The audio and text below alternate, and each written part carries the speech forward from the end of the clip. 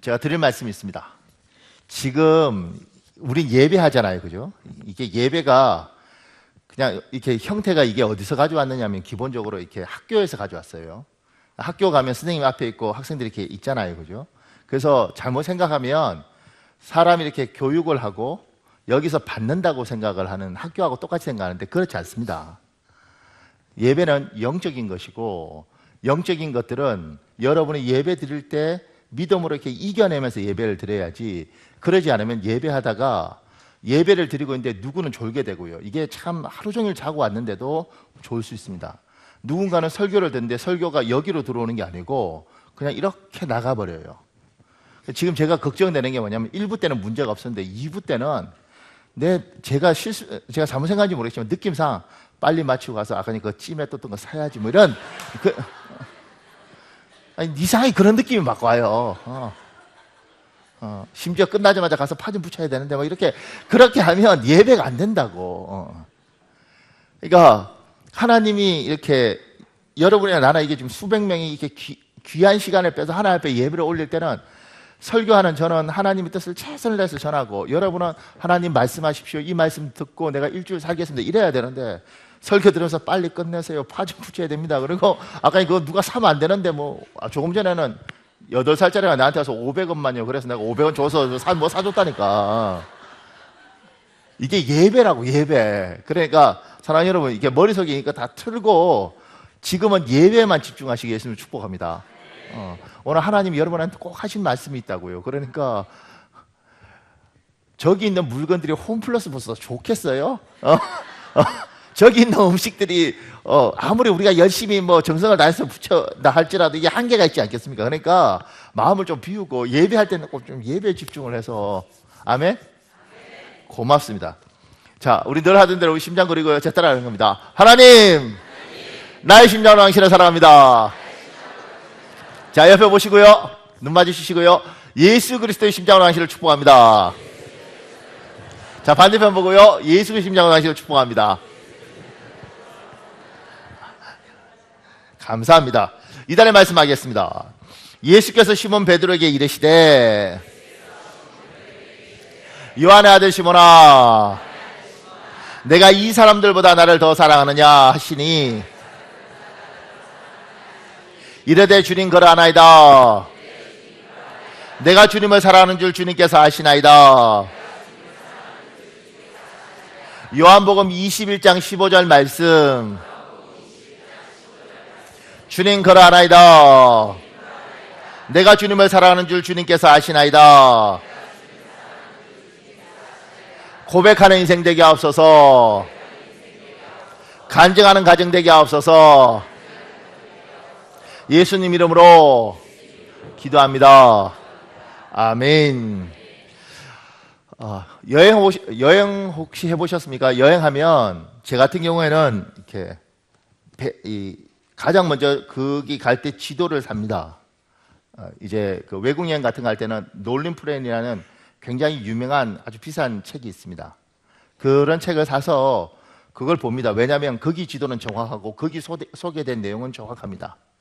근데 싸구려 짝퉁이 많아요. 원래 이제 우리나라 이렇게 배낭여행이나 이런 걸 다닐 때 우리나라는 어떻게 했냐면 그 미국 출판사는 정확히 모르겠습니다. 근데 하여튼 세계적으로는 놀림 플래너라는 그걸 가지고 이 책을 이제 사람들이 보고요. 이걸 일본 사람들이 빨라요. 그래서 일본 사람들이 이걸 뺏겼습니다. 하여튼 세계를 간단가 뺏겼습니다. 그걸 또 우리는 또 일본 이걸 번역을 했습니다. 그래서 우리 정보는 여기에 비하면 몇 년이 늦어요. 그래서 이거 갖고 가면 생각보다 비쌉니다. 근데 이거 갖고 가면 거의 정확합니다. 매년 이렇게 업데이트를 하니까. 그러니까 여행할 때 제대로 된 지도를 딱 가지고 가면 장소도 정확히 찾고 싼 호텔도 찾아낼 수도 있고 음식을 먹어도 뭘 먹어야 되는지 정확히 아는 거예요. 근데 이렇게 지나온 거 가보면 그 집 없어져 있고 요금 2배로 올라가 있고 막 이렇단 말입니다. 인생을 살 때도 제대로 된 매뉴얼대로 살아야 되는 겁니다. 근데 우리는 지금 세상이 하나님의 매뉴얼대로 사는 게 아니라 이 세상 사람들이 우리에게 어떻게 살라고 준 게 많습니다. 그래서 누구의 처세술, 누구의 인생론, 누구의 인간관계론 이런 것들이 자꾸 교회 안으로도 들어와서 우리가 지금 헷갈려요. 그 중에 하나가 뭐냐면 혼자 사는 것이 행복하다는 거예요. 자식도 짐이 되고 남편도 짐이 되고, 그러니까 나 혼자 연금 딱 들어서 그냥 따뜻하게 혼자 이렇게 먹고 살면 나는 행복할 텐데, 이게 같이 이렇게 사니까 피곤하다는 겁니다. 그래서 어떤 분은 그래요. 이렇게 뭐 돈 있으면 모르겠는데 돈 없은 분은 이럽니다. 아유, 목사님, 저는 너무 인생이 힘들어서 그냥 머리 깎고 절로 가려고요. 그냥 혼자 살려고요. 나 말 들으면서 굉장히 놀랐던 게 뭐냐면, 절은 단체 생활이에요. 새벽 4시에 깨야 돼요. 절 가면 고생 많이 합니다. 고기도 못 먹고 싫어하는 풀 먹어야 되고. 그러니까 혼자 사는 것이, 왜냐하면 인간관계가 피곤하니까 혼자 사는 것이 편하다 이렇게 생각하는데, 그렇지 않습니다. 그렇지 않아요. 하나님은 우리를 어떻게 만드셨냐면 관계 속에서 살도록 만드셨습니다. 우리 신앙은 좀 달라요. 보통 다른 종교에서 신은 한 사람, 이 사람 혼자 이제 대장 노릇하는 거죠. 제우스면 제우스, 뭐 이 사람이 대장 노릇하는 거예요. 근데 우리는 성부, 성자, 성령 삼일체 하나님을 믿고, 이 하나님이 사랑 안에서 공존하시는 겁니다. 한 분이라고 말하는 이유가 성부, 성자, 성령이 완전히 사랑 안에서 결합이 돼서 구분이 안 되는 겁니다. 우리 기독교 계산은 좀 달라요. 기독교 계산은 남자가 부모를 떠나서 여자하고 둘이서 하나 더하기 하나는 둘이 한 몸이 되라 그래서 1 더하기 1이 1이 되는 겁니다. 성부, 성자, 성령이 하나가 되는 거예요. 하나님 한 분. 그러니까 우리 개념은 좀 달라요. 근데 하나님은 우리를 이게 관계 속에서 행복하도록 만드셨습니다. 그러니까 우리 창세기 2장 18절에 있습니다. 같이 읽겠습니다. 창세기 2장 18절 시작. 여호와 하나님이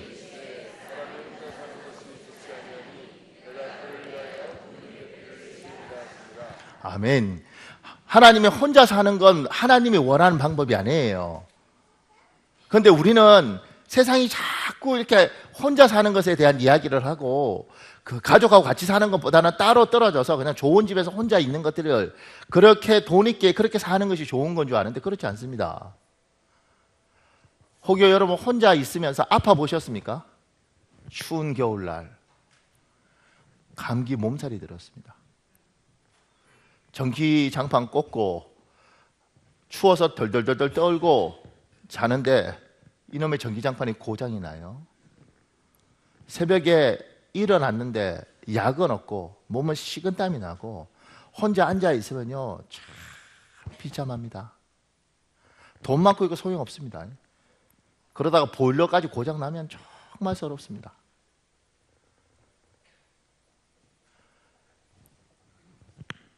바깥에 가서 하루 종일 하고 집에 들어왔는데 집에 문을 여는데 아무도 없는 거예요. 불 꺼져 있고 깜깜하잖아요. 그래서 어떤 사람은 불 켜놓고 출근해요. 아무도 없어요. 게다가 보일러 내려놓고 갔는데 문 열었는데 냉방인 거예요. 그때 문 열 때 얼마나 힘든지 몰라요.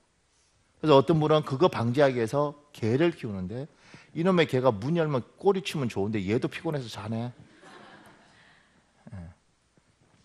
그때 많이 외롭습니다. 돈 많다고 행복한 게 아니에요. 하나님이 인간을 관계 속에서 만들었기 때문에 관계에서 행복을 찾지 않으면 혼자서 행복하다고 지금 뭐 TV에서 나는 혼자 산다? 뭐 이러면서 뭐 굉장히 재밌는 것처럼 이야기하는데 그렇지 않습니다. 혼자 사는 건 굉장히 외롭고 힘들고 고독한 겁니다. 우리 잠언 17장 6절에 있습니다. 여러분 읽겠습니다. 잠언 17장 6절 시작. 손자는 할머니 할아버지의 왕관이에요. 그리고 부모는 그 자녀의 영광이에요. 그러니까 우리는 부모 자식 떼놓고 생각하는 종교가 아닙니다. 우리는 부모하고 자식은 반드시 연관되어 있고 부모에서 자식이 영향을 받고 자식에 의해서 부모가 영향을 받도록 되어 있다고요.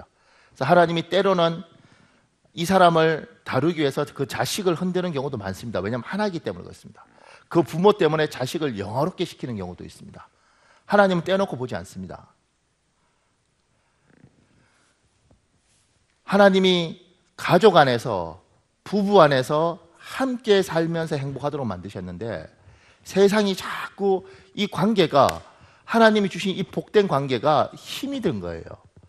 사람과 사람의 관계만큼 어려운 게 없단 말입니다. 이게 힘이 되니까 다 싫은 거예요. 그러니까 가족도 싫고 자식도 싫고 다 필요 없고 그냥 나는 혼자 살아야겠다. 그런데 그 혼자 사는 시간들이 힘들어서 혼자를 선택했는데, 조금 전에 제가 말한 것처럼 추운 겨울날 감기 몸살이 들고 전기장판이 꺼지고 보일러가 고장났고 약이 없어 새벽에 일어나서 혼자 떨고 있을 때 그때만큼 초라한 게 없다는 거예요.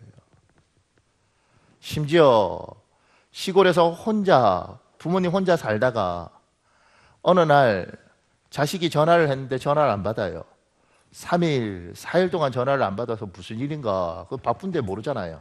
왕래가 없는데 3일, 4일 만에 찾아봤는데 돌아가 계신 거예요. 돌아가시면서 얼마나 외로웠겠냐고. 그게 고독사잖아요, 일본에 있는. 이런 것들이 굉장히 힘든다고요. 하나님이 우리에게 함께 살도록 만드시면서 함께 같이 살면 웬만한 문제들을 많이 풀었어요. 그래서 우울증 같은 것이 병원에 가서 약 타먹는다고 우울증 치료되는 게 아닙니다. 저는 정신과 의사들은 어떻게 설명할지 모르겠지만 제가 생각할 때 정신과 의사들은 약 처방해서 고쳤다는 이야기를 난 들어본 적이 없어요. 우울증은 어떻게 치료받느냐면 약국 가서 정신과 상담해서 치료받는 것이 아니고, 우울증은 사람들하고 자꾸 어울리면 고쳐집니다, 자동적으로. 병원 가서 고친 경우도 있어요. 왜냐하면 약 먹고 사람들하고 어떻게 놀다 보니까 한 2, 3년 있다 갑자기 나았어요. 그러니까 왜 왔는지도 잘 모르는데 왜 나았는지도 잘 모르는 게 우울증이에요. 그런데 사람하고 같이 어울리면 풀려요. 인격 장애 뭐 이런 거 있지 않습니까? 성격 결함 이런 것도 사람들하고 잘 어울려서 계속 어울리면 고쳐집니다. 자폐아 이런 것들도 사람들하고 같이 어울려서 할 수 있도록 계속하면 굉장히 호전되고요. 치매도 같이 계속 어울리면 굉장히 나아져요. 근데 우리는 뭐요? 귀찮으니까 격리시켜 놓으니까 더 심해지는 거죠. 하나님은 함께 살도록 하셨고 함께 살면서 행복을 추구하도록 하셨어요. 근데 이걸 사단이, 하나님의 사람들 행복한 건 못 보잖아요. 그러니까 인간에게 이 세상의 생각을 자꾸 집어넣는데 이게 다 짐이에요. 처자식도 짐이고 가족도 짐이고 부모도 짐이고 다 짐처럼 생각되는 거예요. 그렇지 않습니다. 제가 우리 집에서 참 재밌는 거 2개 봤는데요. 우리 10살짜리가 70 먹은 저희 노모한테 얼마 전에 이랬습니다. 할매, 숟가락 들 힘이 없다. 떠먹여주면 좋겠다. 그래서 70 먹은 저희 어머니가 10살짜리 밥을 이렇게 떠먹여주는 거예요, 이렇게. 어느 날은 할매, 무릎이 쑤신다. 그 다리를 올리니까 70대 할매가 10살짜리 손주 다리를 주물러 주는 거예요. 그러니까 이 10살짜리가 뭐냐면, 아유, 시원하다. 이러는. 근데 더 재밌는 건 그렇게 했어요. 그죠? 그리고 이분이 바깥에 가서 이걸 떠들어. 우리의 손주가 다리를 주물러 달래서 주물러 준데 시원하다. 아, 웃긴 놈이란 말 이렇게. 그걸 울면서 내가 어쩌다가 이렇게 인생이 썩, 이게 아니고 온 동네 떠들고 다니는 거예요. 그게 재밌고 웃기기도 하고 그 속에서 뭐요? 인생의 재미와 낙을 찾는 거죠. 하나님이 그렇게 같이 살면서 행복하도록 만들었다고요. 근데 이 행복을 세상이 뭐냐면 다 짐으로 만들었어요. 아마 다른 데서 그럴 거예요. 목사님 손주가 목사님 어머니 권사님을 학대를 한다네. 그것이 밥을 떠먹여 달라고 그러고 무릎을 주물러 달라고 하고 우리 권사님 인생 어떡하나 불쌍해서. 이거는 바깥에서 있는 생각이고 거기는 나름대로 주물러 주면서 그걸 온 동네 떠들면서 그렇게 사는 거예요. 그게 뭐요? 그게 행복이라고. 그러면 그게 불행하니까 혼자서 가만히 아무도 건드리지 않고 사세요. 이 행복 같아요? 사랑하는 여러분, 속으면 안 됩니다. 세상 말에 속으면 안 됩니다. 하나님은 여러분에게 가족을 주고 친구를 주고 심지어 교회를 주고 왜 어울려서 살도록 하셨냐면 얘야, 내가 이 속에서 행복을 굉장히 많이 묻어뒀는데 이걸 잘 쓰면 정말 행복한데 악한 것들이 이걸 깬단다. 부부 사이 깨고, 부모 자식 간의 관계 깨고, 교인들하고 관계 깨고, 그렇게 깨서 행복으로 느낄 수 없도록 만들었단다. 속지 마라. 그 말에 속지 마라. 그걸 잘 이겨라 이런다고요. 어떤 분이 교회에 다니는 게 너무 피곤한 거예요. 저도 교회 다녀보니까 피곤해요. 왜냐면 말도 많죠. 뭐 희한한 사람도 있죠. 그리고 뭐 할 때마다 특히 총각이고 처녀일 때는 나이가 좀 차면 교회 다니면 미치겠어요. 왜냐면 그냥 가만히 보면 되지. 물어. 결혼은 언제 하십니까? 때 되면 하겠지. 꼭 물어. 애인은 있어요? 없으면 소개시켜 줄 거예요? 그냥 가만히 해주면 되는데 온 동네가 피곤해요. 막. 그러니까 교육이 싫은 거예요. 우리 애가 대학을 떨어졌어. 나도 미치겠는데 물어. 대학은? 떨어졌다 그러면 그냥 그리고 입 다물고 가만히 있으면 되는데 어떡하긴 나도 미치겠는데 그럼 물으면 안 되거든. 근데 교회가 자꾸 그러니까 피곤해요.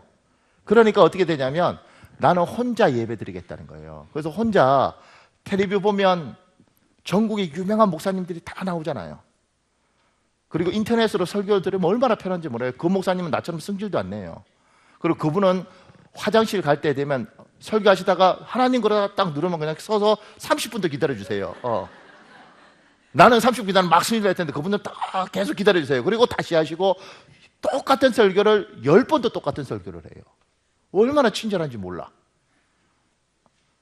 그런데 그런 혼자 그렇게 예배를 텔레비 보고 이렇게 예배를 드리면 괜찮을 것 같지만 좀 지나면 몇 달만 지나면 슬픔이 쫙 옵니다. 외로움입니다. 왜냐하면 하나님이 힘들어도 같이 어울려서 함께 예배하기를 원하기 때문에 하나님이 주는 이 은혜가 있는 거예요. 교회는 인간이 만든 게 아니고 하나님이 만든 제도거든요. 그러니까 사랑하는 여러분, 하나님이 우리에게 이 관계로 행복을 막 주려고 그러는데 악한 건 이게 힘들다고 자꾸 이야기하고 어렵게 만들어서 이 행복을 못 누리게 합니다. 이 관계를 잘 유지하고 하나님 주시는 이 복을 꼭 찾아 누리시길 예수님으로 축복합니다. 근데 이 관계가 깨지는 가장 큰 이유는 제가 여기 이렇게 적어놨습니다. 인간관계에서 나쁜 감정을 폭발시키면 반드시 그 관계는 깨집니다. 나쁜 감정을 잘 다스려야 합니다. 너무나 당연한 이야기. 사람은 누구나 기분 나쁜 게 있을 수 있습니다. 근데 이 기분 나쁜 걸 잘 풀려고 해야지 확 폭발하면 안 됩니다. 그러면 논리가 없어지고 그때부터는 감정이 딱 부딪혔기 때문에 더 이상은 대화가 안 되도록 되어 있습니다. 마음이 나쁘고 상하면 어떻게 해요? 기분 나쁜 걸 계속 기도하면서 하나님 풀도록 해주십시오. 그러면 하나님이 놀랍게 어느 순간인가 같이 어떻게 하다 보니까 둘이 자판기에서 커피 한 잔씩 먹고 있는 거예요. 그러다가 이야기를 할 수 있는 기회를 하나님 줘요. 어떻게 했는데 갑자기 어떻게 하다가 어떻게 만났어. 뭐 이야기하다 보니까 그런 이야기 하면서 풀 수 있는 기회를 줘요. 하나님이 자연스럽게 풀도록 하십니다. 그러니까 뭐가 있을 때 내 상한 마음을 확 뱉으면 안 돼요. 근데 이런 말들 해요, 누가. 목사님, 부부끼리는 그렇게 다투면서 정드는 겁니다. 그럼 제가 늘 이렇게 말합니다. 그딴 정 들지 마세요. 무슨 들정이 없어서 그렇게 싸우면서 정이 들어.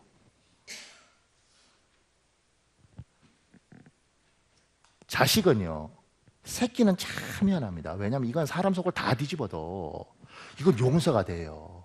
심지어 집에 있는 돈 훔쳐서 가잖아요. 그래도 이놈의 새끼는 막 울고 빌고 하면 용서가 된다니까. 죽인다 이래도. 왜냐하면 희한하게 이게 핏줄이라고. 핏줄. 마누라가 집 문서 가서 팔아먹으면요 갈라서요. 목사님 한번 해볼까요? 마누라는 남이에요. 남. 사랑하고 사니까 사랑하는 줄 알지만 남이라고. 남. 안 겪어보셨습니까?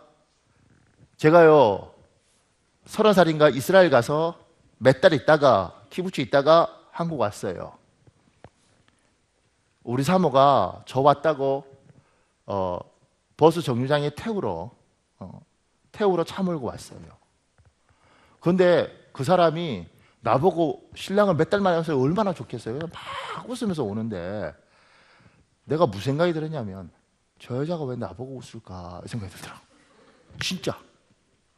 그리고 이 사람이 막 와서 이러는데 이렇게 못 만지는데 약간 이렇게 되더라고요. 그거 풀리는데 한 40분 걸렸어요. 빨리 풀리더라고, 부부 사이라서. 그런데 약간 이상하더라고. 그러면서 내가 이해했어요. 아, 이러니까 둘이 도장 딱 찍으면 남남으로 돌아설 수 있구나. 그리고 이혼하고 몇 달 만에 만나면 반말하는 게 아니라 서로 존댓말 할 수 있겠구나. 부부는 핏줄이 아니라고.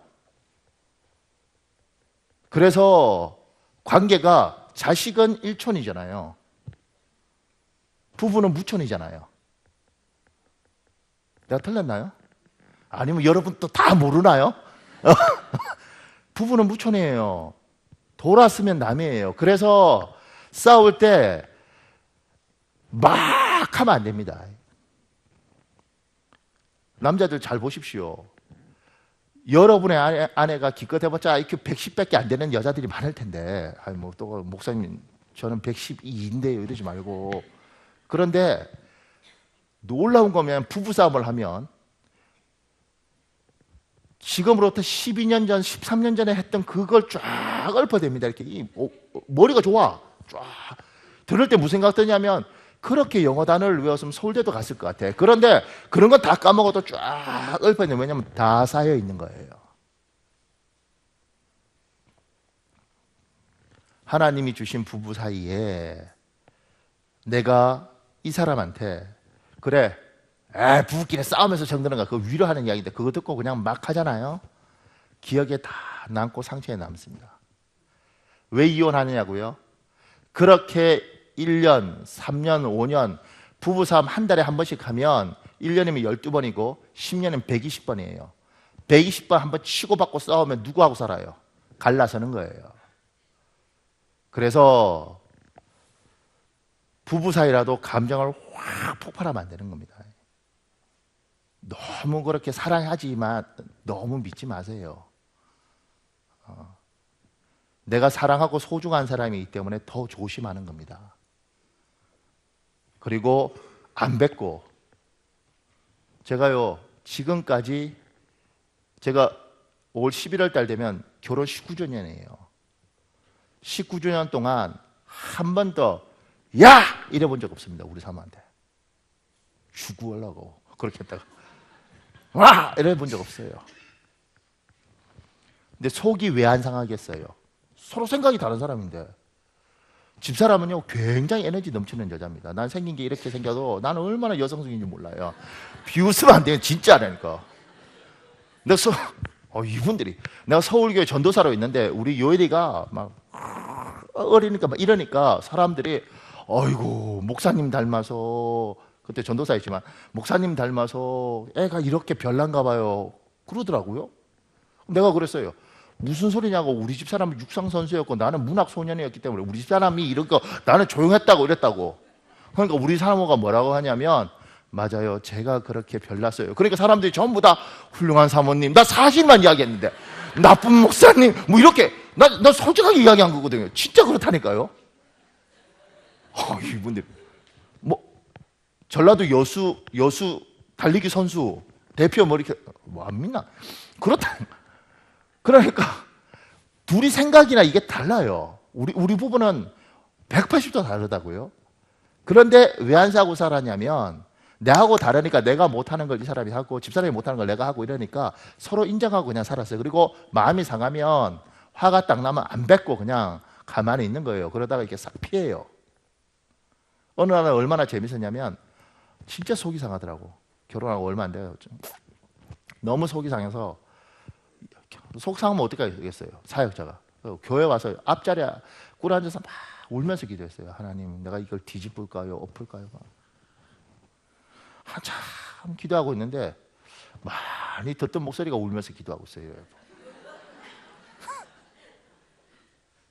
우리 사모 목소리예요. 그래서 서로 간에 또 털고 이렇게 사는 거죠. 그러니까 속이 상한데 안 뱉었어요. 안 뱉었어요. 그런데 집사람이 내한테 뱉으면 무슨 말 한마디가 있는데 별 말도 아닌데 그게 내한테 남아있고 내가 집사람한테 한마디 뱉었어요. 화낸 것도 아니에요, 그냥. 그런데 내가 이렇게 말했다고요. 얼마 전에 나 미쳤는가 봐요. 갑자기 집사람 뭐 하다가 이게 짜증이 나니까 집사람한테 여보 가만히 있어. 내가 당신보다 똑똑하거든. 이랬다고. 그 말 한마디 했다가 그것도 막 승질내고 한 것도 아니야, 그냥. 그 말 한 번 했다가 지금까지도 그 말을 우려먹어요. 내가 집사람은 내한테 무슨 말 했는데 내가 안 가르치게. 나도 남아있어. 근데 집사람은 뭐가 남았는지 몰라요. 나도 남아있다 이러겠는데. 그러니까 서로 간에 이게 있잖아요. 그건 별거 아닌데 기억하잖아요. 10년을 쌓았습니다. 만약 제가 19년을 그렇게 해서 쌓았습니다. 갈라 쓰는 거예요. 목사고 뭐가 있어요. 왜냐하면 쌓일만큼 쌓인 거예요. 그래서 감정이 있을 때 팍 뱉으면 안 되는 겁니다. 편하다고 편한 사람이 아닙니다. 왜냐하면 소중한 사람이기 때문에 어떻게든 딴 사람한테 차라리 길 가다가 지나는 사람하고 싸울지언정 여러분의 부부 사이는 싸우면 안 되는 겁니다. 심지어 애는 어쨌든 풀려요. 문제는 얘가 풀리는 게 아니고 내가 풀려, 내가. 그러니까 부모하고 자식 싸우면 자식이 풀리는 게 아니고 부모가 풀리는 거예요. 내가 풀려서 다 받아주는 거지. 얘는 꽁 하고 있는 거죠. 그런데 확한 감정을 얘가 가지고 있어요. 내용은 필요 없어요. 그냥 아버지가 내한테 승질 냈다 이거예요. 그래서 우리 선조들이 지혜가 놀라운 게 그런 거잖아요. 화가 나면 얘야 뒷산에 가서 나무까지 꺾고 와라. 회초리 만들어 와라 이러는 거예요. 배운 집안에 그러는 것이고 안 배운 집안은 개똥아 소똥아 이 집은 그냥 막보로 날아가는 거죠. 그런데 그렇게 하면 뒷산에 올라가서 나무 꺾어 오는데 애가 빨리 오겠냐고. 왜냐면 그 가져가면 그거 갖고 맞는데 1시간 정도 있는 동안 꺾어 오는 거죠. 정말 성질 나쁜 부모는 1시간 꺾어 오는 동안 이미 뚜껑이 열려서 애 오자마자 잡는 거고, 보통은 그만큼 시간 지나면 뭐요? 여기에 다 이렇게 식는 거잖아요. 그러니까 이제 논리가 남아 있으니까 여기 식었고, 그럼 애 회초리 들고 와서 이야기 이렇게 논리적으로 이렇게 하면서 그럼 2대만 맞아라 그러고 때리는 거예요. 또 잘못하면 다 풀렸는데 대화하다가 또 뚜껑 열릴 수 있어요. 그래서 애한테도 감정을 확 폭발하는 게 아니라 논리적으로 말하기 위해서 감정을 다 식히기 위해서 그렇게 하는 거죠. 관계를 깨는 가장 좋은 방법은 내 승질 날 때 내 뱉고 싶은 말 그냥 확 뱉어버리면 깨져버리는 겁니다. 속으면 안 됩니다. 악한 건 그런 식으로 해서 부모 자식, 부부 사이, 친척, 뭐 사촌 형님 이렇게 깨는 거예요. 심지어 교회에서도 깹니다. 집사들끼리 이렇게 있다가 그냥 확 했는데 저 집사는 평생 갖고 있어요. 저거 볼 때마다 재수 없어 이렇게 되는 거예요. 그러니까 깨면 안 되는 거예요. 확 할 때 탁 붙잡으시길, 잘 감정을 컨트롤하길 예수님을 축복합니다.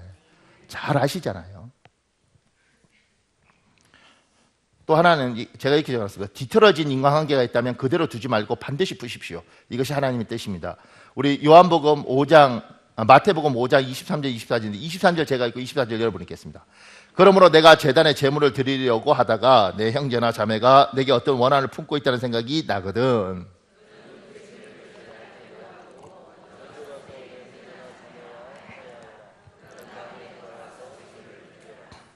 보십시오. 하나님이 헌금을 드리는 것보다 화해를 먼저 하길 원하는 거예요. 그러니까 또 이거 설교 잘못했고 화해만 하면 되는 거 이러면 안 됩니다. 이거 중요한 게 뭐냐면 23절에 재물을 드리려고 하다가 내 형제나 자매에게 어떤 원한을 품고 있다는 생각이 나거든. 어떻게 해요? 24절에 재물을 가지고 간다 아니면 재물을 놔두고 간다? 그렇지. 재물을 제단 앞에 두고 가서 화해하고 와야 되는 거예요. 왜냐하면 들고 가면 안 올 가능성이 많아서 그런 거예요. 농담이에요. 근데 그냥 성경을 보다 보니까 그렇다는 거지. 그러니까 사람하고 관계에서 뒤틀린 부분이 있다면 하나님 기도하십시오. 왜냐하면 이게 뒤틀려 있으면 그것 때문에 굉장히 힘들어집니다. 왜냐하면 볼 때마다 짜증나는 거예요. 제가 우리 목사님들하고 이제 우리가 민물 매운탕집 잘 가는 집이 있습니다. 그 집 가서 민물 매운탕을 먹는 게 아니고 그 집 가서 오징어 뭐 볶음밥인가 뭐 이걸 먹어요. 우리 목사님들 잘 먹어요. 근데 그 집 잘 갔는데 어느 날 이제 그 주인이 불교 신자예요. 이렇게 보면 꼭 부처님처럼 생겼더라고. 우리가 밝혔어요. 우리는 목사들이다. 그리고 친하게 잘 지내요. 근데 우리가 하면 잘해줍니다. 그런데 이제 종업원이 여자분이 있는데 이렇게 많이 주셨더라고요. 우리한테 자료를 많이 주셔서 그분이 이렇게 불어올 때 이렇게 하면서 오징어가 이렇게 떨어졌어요. 이렇게 옆으로 떨어졌는데 이렇게 불 오는 그쪽으로 떨어지니까 이게 좀 지저분하잖아요. 이랬는데 이분이 아줌마가 이걸 집더니만 딱 넣더라고 다시. 근데 우리가 목사잖아요. 그러니까 확 화를 못 내고 저 딱 보고 저거 안 먹어야겠다. 나 섞어버리는 거예요.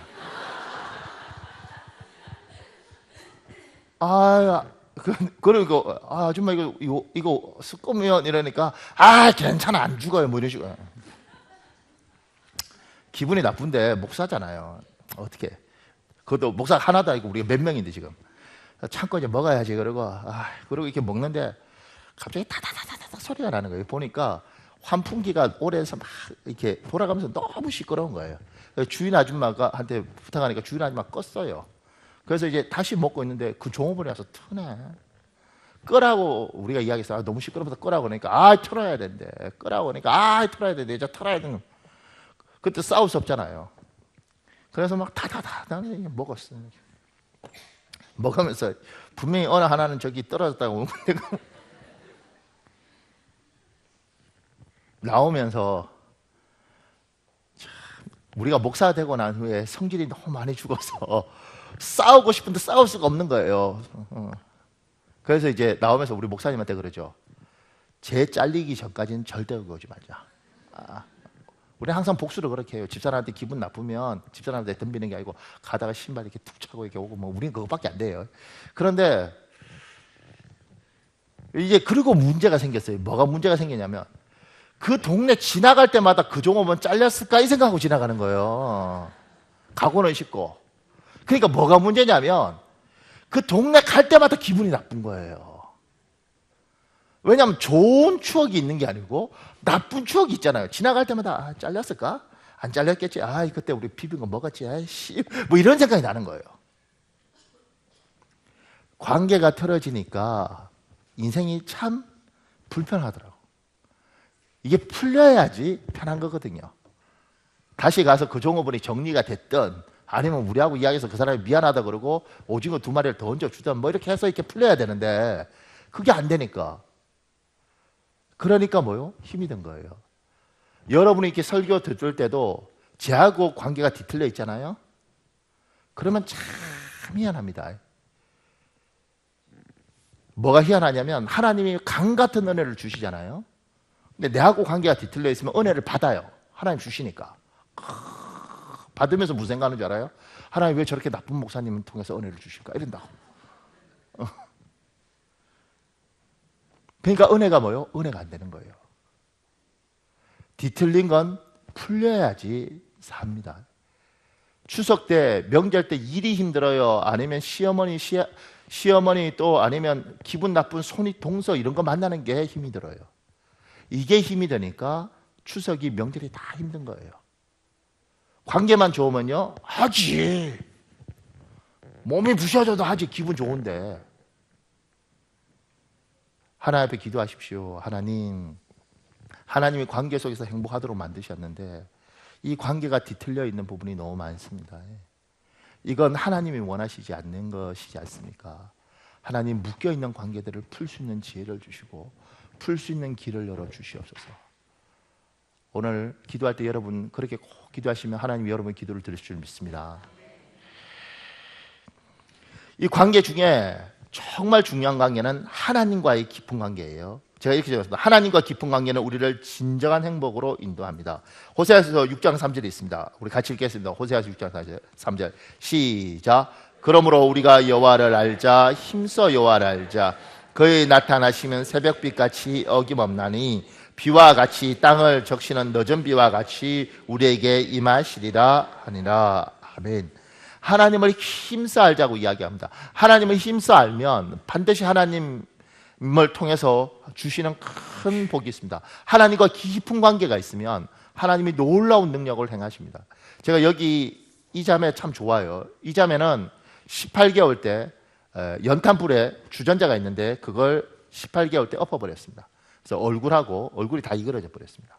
그리고 손하고 화상을 심하게 입었습니다. 그러니까 이 자매가 그렇게 된 게 76년인가 뭐 그랬는데, 그렇게 되고 난 이후에 그 당시에 TV나 이런 데서 초등학교 다닐 때 영화 V라고 외계인이 파충류로 이렇게 쥐먹고 뭐 이런 굉장히 유명했던 게 있습니다. 애들이 이 사람을 보고 너 그 V에 나오는 파충류 같다 그랬다는 거예요. 상처가 너무 깊은 거예요. 그리고 이 친구가 강원도 탄광촌 이런 데 태어났는데 정말, 그러니까 아무도 몰라주니까 정말 열심히 공부한 거예요.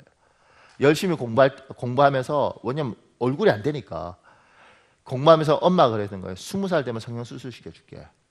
그래서 열심히 공부해서 서울에 있는 어떤 여대를 들어갔는데, 들어가서 20살 때 성형수술하러 가니까 성형수술이 안 된다는 거예요. 왜 안 되냐면 중학교 때인가 무료로 성형수술 해준다는 데 갔는데, 이 사람들이 무료로 수술을 해주는데 알고 보니까 수술법을 개발해서 이게 시험한 거예요. 이 잘못된 거예요. 그래서 얼굴을 고칠 수가 없는 거예요. 그러니까 자기 인생이 너무 비참한 거죠. 나는 이제 결혼도 못 하겠구나. 그리고 수면제 배갈 먹고 자살을 해요. 그런데 하나님이 다행히 허락을 안 하셔서 자매가 살았습니다. 살고 굉장히 인생을 힘들어할 때 정말 믿었던 엄마가 교통사고로 죽어요. 그러면서 이 자매가 이제 하나님을 만난단 말이에요. 제가 읽어드리겠습니다. 차례가 되어 한 사역자가 제 손을 잡자마자 저는 의식을 잃고 쓰러졌습니다. 전기 충격 같은 것이 느껴졌고 나를 통제할 수 없는 강한 성령님의 임재가 온몸을 감싸왔습니다. 순간 내 앞에 잠재해 있던 모든 슬픔이 올라오는 것 같았습니다. 화상 입은 얼굴로 인해 친구들에게 놀림받았던 어린 시절, 그 놀림으로부터 나를 보호해 주지 않았던 선생님들에 대한 상처와 어른들로부터 받았던 값싼 동정들, 내 마음속 깊이 숨겨 놓았던 아픈 상처와 기억들이 순식간에 터져 나오면서 제 울음소리는 점점 커졌습니다. 수많은 사람들이 저를 보고 있다는 생각에 창피하기도 했지만 제 의지로 통제할 수 없었습니다. 저는 그저 성령님께 맡기고 30분 정도 대성통곡을 했습니다. 그러고 나니 제 안에 있는 깊은 슬픔이 떠나간 것 같은 시원한 느낌이 들면서 아주 선명하고 세미한 음성이 들렸습니다. 효진아, 사랑한다. 내가 너를 사랑한다. 두려워 말고 놀라지 말거라. 강하고 담대하여라. 내가 세상 끝날까지 너와 함께할 것이다. 처음 들어보는 그러나 아주 분명한 하나님의 음성에 저는 깜짝 놀랐습니다. 순간 이게 무슨 소리지 하는 의문과 함께 내 안에 드디어 성령님이 오셨구나 라는 확신이 들었습니다.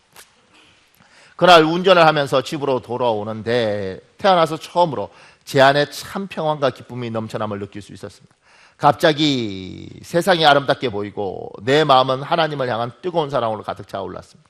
그렇게 성령님을 내 안에 모신 다음 날 아침, 저는 다시 태어난 것 같은 기분이 들었습니다. 내 안에 성령님이 계시다고 생각하니 행동도 조심스러워지고 휴대전화로 친구와 전화하듯 언제든 성령님과 대화할 수 있다는 생각에 흥분되는 마음을 감출 수가 없었습니다. 저는 운전하면서 출근하는 내내 내 안에 계신 성령님으로 인해 설레는 마음으로 성령님의 음성에 귀를 기울였습니다. 그때 또 성령님의 음성이 들렸습니다. 내 안에 너 있다. 내 안에 너 있다. 하하, 성령님, 이 대사는 드라마 파리의 연인의 명대사인데 그럼 저는 해분의 연인인가요? 이제부터 성령님과 저희 연애가 시작된 건가요? 저는 운전하는 동안 터져 나오는 웃음을 멈출 수가 없었습니다. 저를 감싸오는 성령께서 주시는 기쁨은 말로 표현할 수 없을 정도였습니다. 저와 성령님과의 뜨거운 만남과 친밀한 교제는 이렇게 시작되었습니다. 그러면서 이 자매가 생각이 바뀝니다. 그리고 나중에 건축 회사를 차리고 대표가 됩니다. 그런데 이제 결혼해야 될 거 아니에요? 돈도 벌고 유명도 해졌는데 누가 결혼하겠어요? 여기가 그냥 정말 완전히 얼그러졌는데 이 자매가 하나님께 기도합니다. 하나님, 나에게 남편을 주십시오. 그리고 남편 이름을 정해요. 용호. 하나님 나라의 용감한 호랑이 같은 사람이어서 용호. 그리고 1년 동안 편지를 씁니다. 매일 사랑하는 용호 씨 이러면서. 자, 사랑하는 자매들 매일 이름을 쓰는 거예요. 편지를 쓰는 거예요. 표정들이 그렇게 치사하게까지 결혼해야 됩니까? 아니, 덜 깨져서 그래. 하나님이 결혼을 복이에요. 자기를 안 낮추고 어떻게 결혼해? 그래서 매일 편지를 쓰는 겁니다.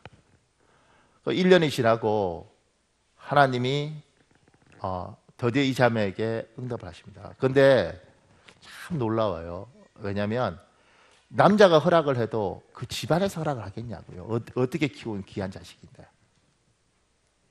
근데 이 자매가 방송에 나온 걸 보고 그 교회 목사님이 초청을 했어요. 그래서 간증을 했습니다. 그 부모가 엄청 은혜를 받았네. 며느리인지 모르고. 그리고 나중에 인사를 하게 되니까 자기 아들이 사귀는 며느리감인 거예요. 근데 문제는 뭐냐면 아들이 6살 어려. 은혜가 되나요? 갑자기 이렇게 아들이 6살 어려요. 그래서 6살 어린 지금 이제 목사님이 되셨는데 남자가 이렇게 후덕하게 생겼습니다. 그래서 여기하고 결혼을 한 거예요. 그러면서 시어머니가 이 며느리한테 이랬다는 겁니다. 내가 책임지고 평생 내 아들이 속썩이면 AS를 내가 해주겠다. 서비스를 해주겠다. 이렇게 이야기를 합니다. 지금 딸 하나 아들 하나 놓고 살아요. 잘. 관계 속에서 하나님 행복하도록 만드셨는데 저분하고 관계가 해결되면 저분을 통해서 회복된 관계는 인생 자체를 다 바꾸고 생각 자체를 바꾸는 거예요. 제가 문학을 했다 그랬잖아요. 하다 말았는데 그래도 제가 고등학교 때요 경상남도 신춘문예에서 이렇게 신춘문예 시조 부분 시조를 우습게 하십니까?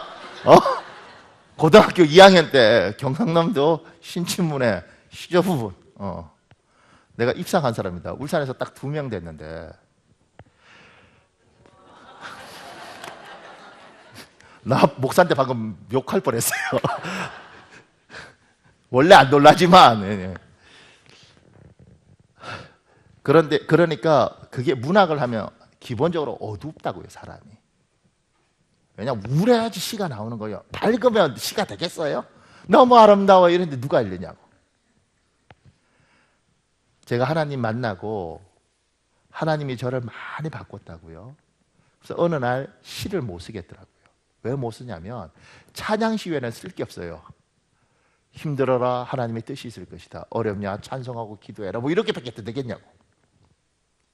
그러면서 부정적인 성격, 급한 성격, 한석가락 성격 이걸 많이 고쳤죠. 또 눈빛이 고쳤는데 그 정도세요? 고쳐서 이 정도예요. 안 고쳐서는 정말 사람도 아니야. 하나님이 정말 많이 바꿔주신 거죠. 하나님과의 관계가 맺어지면 인간이 변하는 겁니다. 이게 하나님이 주신 놀라운 은혜예요. 그런데 이 관계를 어떻게 해요? 맺고 평생 이 관계 속에서 하나님과 동행하면서 하나님이 나를 자기 사람으로 만들고 자기가 주고 싶은 복을 주는 거예요. 그런데 아담도 그렇게 만들어졌단 말입니다. 아담도 그렇게 창조됐단 말입니다. 그래서 하나님과 아담은 깊은 관계예요. 하나님이 아담에게 얘야 동물들 이름 지어라. 그러니까 이름 짓고 얘야 내가 너에게 여자 주겠다. 그리고 배필 주고 그 관계인 아담에게 하나님이 물어요. 뭐라고 물었냐면 아담아 내가 어디 있느냐 이렇게 물어요. 원래 아담이 어떻게 된 줄 아세요? 내가 어디 있느냐 그러면 하나님 저 여기 있어요 이렇게 돼야 된다고. 저분하고 관계가 깊으니까 어디 있냐 하나님 저요 여기 있어요 이렇게 되는 관계, 이걸 하나님이 원하셨는데 오늘 아담은 아담아 내가 어디 있느냐, 아담이 숨어요. 하나님을 피한다고. 하나님이 피하라 그런 게 아니에요. 아담이 피해요. 왜냐하면 네가 어디 있느냐 그랬을 때 있을 때 있어야 되는 거거든요. 있을 때 힘들어도 있을 때 있으면 하나님 저 여기 있어요 이렇게 말해요. 하나님 너무 힘들지만 저 여기 있어요 이렇게 말을 하는 거예요. 있을 때 없으면 하나님께서 기대하시면서 몰라서 묻겠어요? 얘야 어디 있니? 그런데 있어야 될 그 자리에 내가 없으면, 하나님이 기대했던 그 자리에 내가 없으면 이렇게 부끄럽게 숨게 되는 겁니다.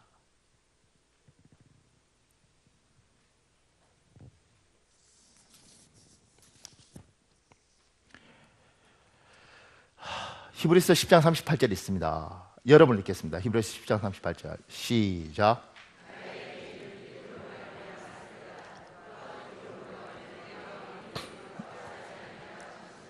하나님이 뒤로 물러가면 내 마음이 그를 기뻐하지 아니하리라 이렇게 말합니다. 지금 여기에 그 여명학교 교감이 보니 그 여명학교가 뭐냐면 탈북한 아이들 그 아이들에게 검정고시 그리고 고등학교 과정, 중학교 과정을 가르치는 서울에서 유일하게 인간한 학교예요. 이분이 이제 교감을 했고 선생님이 21명인가 되더라고요. 이 사람이 이제 이렇게 써놨습니다. 여명학교 초창기 때의 일이다. 교사 중에 남한 학생들을 가르쳤을 때처럼 엄하게 가르치는 이들이 있었다. 그러다가 난간에 부딪혔다. 학생들에게 사랑을 줬다고 생각했지만 표현 방법이 아이들에게 맞지 않아 오해가 생긴 것이다.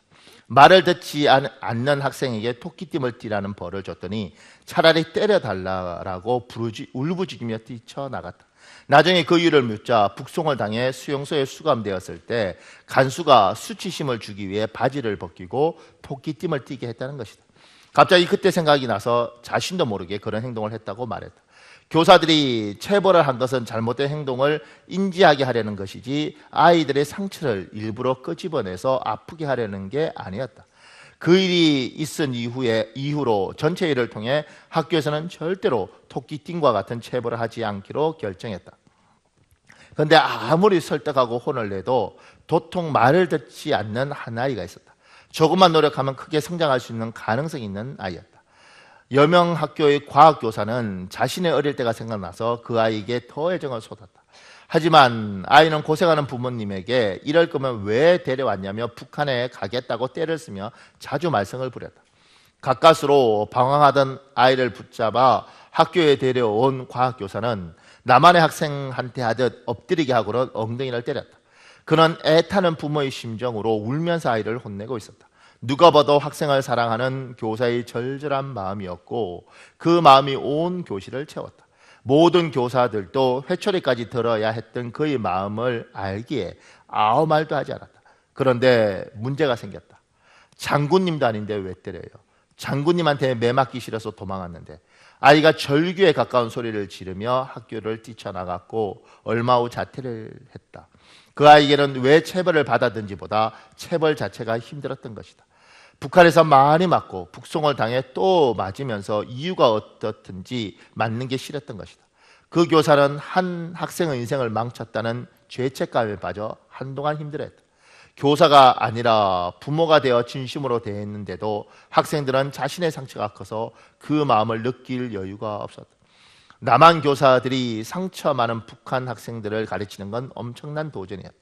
여명학교의 교사는 동정심과 사명감만으로는 할 수 없는 일이었다.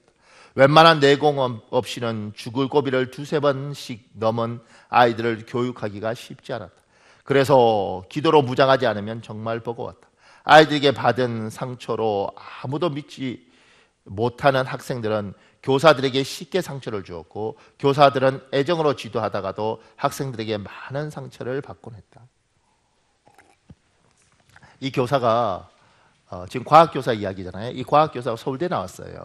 그리고 여기 월급이 130만 원이라고요. 그런데 이게 자기 사명이라고 생각하고 어떻게든 도우려고 그러는 거죠. 그런데 북한 아이들하고 생각이 너무 다르니까 이 아이들이 주는 상처가 여기가 감당이 안 되는 거예요. TV를 보면서 이랬다는 거예요. TV 보면 유니세프 이런 데서 아프리카 애들 이렇게 굶고 있는 거 보여주면서 그러잖아요. 여러분 후원을 기다립니다. 근데 그걸 보고 야, 쟤들 참 힘들지 이랬는데 북한 애가 뭐라고 이야기하냐면 쟤들은 행복하네요 이런 거예요. 야, 굶어 죽는데 뭐가 행복해. 그래도 얼어 죽지는 않잖아요. 우리는 굶어도 죽고 얼어도 죽어요. 말을 할 때 이렇게 했다는 거예요. 야, 그렇게 말을 하면 입에 재갈 물려야 돼. 우리가 이제 함부로 말하지 말라고 성경 구절이잖아요. 그 말에 막 분노하는 거예요. 왜냐 그러니까 북한에서 총살하기 전에 입에 재갈을 딱 물리고 뒤에서 총을 쏴서 죽이는 거예요. 그러니까 그 말이 얘한테는 그렇게 들리는 거예요. 말이 너무 다른 거죠. 이런 아이들을 지도하는 이 사람들 얼마나 힘들겠냐고. 얼마나 피가 마르겠냐고. 그 돈 받으면서. 그런데 하나님이 있으라 그러니까 하나님이 얘야 네가 어디 있느냐, 너무 힘들어도 내 자리에 있으니까 하나님 저 여기 있습니다. 힘들지만 하나님이 지키라는 자리를 지키고 있습니다. 이때 하나님께서 정말 긍휼을 베푸시는 거예요. 더러워서 못하겠습니다. 시사해서 못하겠습니다. 다 필요 없습니다. 그리고 도망갔으면 하나님이 얘야 네가 어디 있느냐, 그랬을 때 아담처럼 숨게 되는 겁니다. 제가 어저께 기도하면서 하나님이 여러분에게 이 말을 꼭 하기를 원하는 것 같아요. 뭐냐면 하나님이 얘야 네가 어디 있느냐 이렇게 물었을 때 대단하고 큰 거 말고요, 하나님 내가 정말 힘들고 어려운데 내가 다 때려치고 다 포기하고 싶은데 그럼에도 불구하고 하나님이 나에게 엄마의 자리, 아내의 자리를 지키기 원해서 내가 정말 미칠 것 같은데도 내가 가정을 깨지 않고 버티고 있습니다. 하나님 내가 진짜 힘든데 그래도 내가 이 가정을 지키기 위해서 아빠의 자리, 남편의 자리를 내가 지키고 있습니다. 심지어 이 가정을 내가 지키기 위해서 회사에서 정말 험한 일을 당하는데도 불구하고 내가 인내하고 버티고 있습니다.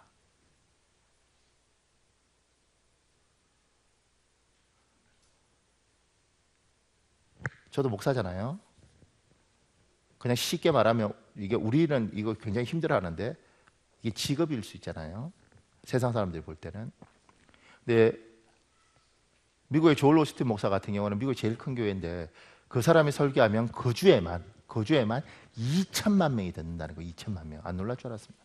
인터넷에 이런 걸 통해서 2천만 명이 들어요. 그 사람 설교를. 설교 굉장히 뛰어나고 재밌게 하십니다. 근데 2천만 명이 듣는데 그 2천만 명 중에 90%만 은혜 받아도 어디에요? 10%는 못 받을 수 있잖아요. 90%면 좋잖아요. 근데 10%만 욕을 해도 200만 명이 욕을 하는 거예요. 그 사람 책에 이렇게 됐더라고요. 설교 끝나고 사람들이 왜 그렇게 말을 했니? 왜 그러면 혼자 있으면 죽을 것 같아 막. 200만 개가 꼽히는 거예요.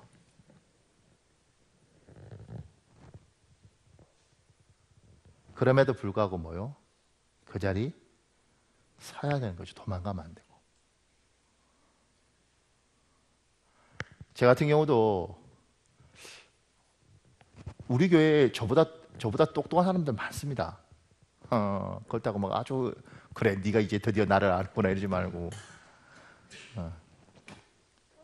그러면서 하나님 정말 내가 제대로 전할 수 있을까요? 이 부담이 있습니다. 심지어 오늘 본문 가지고 설교하면서 지금 분명히 하나님이 이 메시지를 주기를 원한다고 나는 믿는데 이게 어떤 사람한테는 너무 힘들지 않을까? 하나님 괜찮을까요? 그 부담이 막 밀려오는데도 하나님의 뜻이라고 분명히 확신하고 전하는 말씀이 있습니다. 근데 그 중에 하나님이 여러분에게 네가 어디 있느냐 그랬을 때 여러분이 꼭 힘들어도 지켜야 될 자리가 있다는 거예요. 그 중에 하나님이 얘야 네가 아내의 자리, 엄마의 자리 그걸 네가 포기하는 순간 다 깨지고 네가 너무 힘들어서 난 이게 더 이상 못하겠습니다. 그리고 네가 그 자리를 뛰쳐나가 버리면 편할 것 같지만 얘야 네가 어디 있느냐 그러면 너는 내한테 당당하기보다는 너도 모르게 숨어버리게 된다. 힘들지만 그 자리를 지켜라. 그리고 내가 얘야 네가 어디 있느냐 하나님 힘들지만 내가 이 자리를 지키고 있습니다. 어렵지만 내가 포기하면 다 깨질 테니까, 우리 애들도 다 뿔뿔이 흩어질 거니까, 하나님 내가 정말 힘들지만 이 자리 지키고 있습니다. 하나님 나를 정말 불쌍히 여겨주시고 내 힘으로 할 수 없으니 하나님 긍휼을 베풀어 주세요. 그때 하나님과의 관계가 깊어집니다. 우리 기독교는 고난 가운데 꽃이 펴요. 우리의 신앙은 성경에 나오는 수없이 많은 사람은 편할 때 피는 게 아니라 정말 고통 가운데서 꽃이 펴요. 그 고통 가운데 바라볼 분이 저분밖에 없고, 저분이 있으라고 그러기에 힘들지만 그 자리를 지키고 있으면 저분이 참다 못해서 그 모든 것들을 풀어주시면서 하나님께서 얘야 네가 어디 있느냐, 그래 고맙다, 네가 그 자리를 지켜줬구나, 이렇게 말을 한단 말입니다.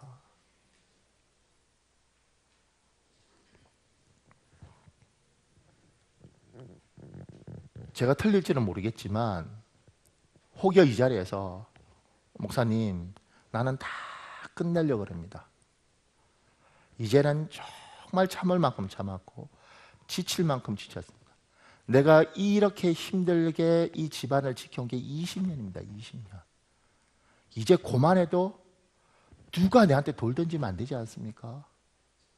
이렇게 말하는 사람이 여기 있을지도 모릅니다.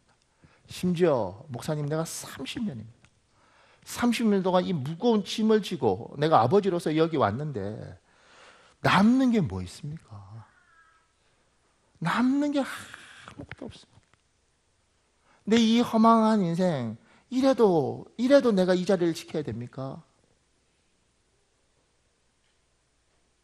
그렇게 말할 사람이 어쩌면 여기 있는지도 모르겠습니다.